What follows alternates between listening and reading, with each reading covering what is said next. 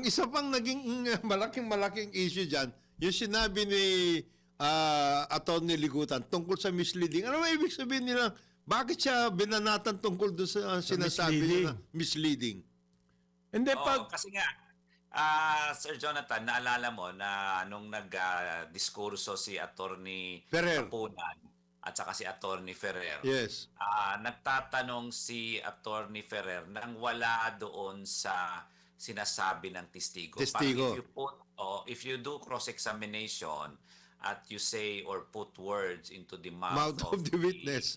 Of the witness. Kasi parang yes or no ka lang, yes, Yes. or no, sinabi mo ba to? Hindi naman niya sinabi o hindi naman niya ginawa, 'di ba? Or hindi naman 'yun ang paliwanag niya, misleading 'yon. At bawal 'yon in any part of the trial, walang part na pwede ang misleading. Talagang bawal 'yan from start to finish. Ang sabi ni Ferrer doon, malinaw na malinaw. Sabi niya, that is allowed. Sabi ni Attorney Ligutan, Kapunan, hindi pwede 'yon. So, during trial, naglagay ng Facebook comment si Attorney Ligutan na sinabing misleading is not allowed. Hindi naman niya sinabi nagkamali si Ferrer.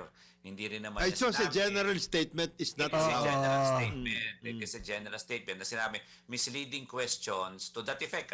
Parang hindi ko eksakto yung phrase pero to the effect na misleading questions are not allowed without naming anybody.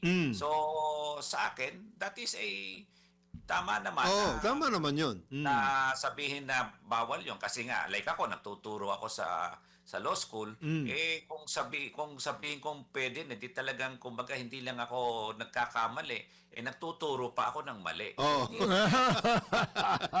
Mali na yun. Super mali yun.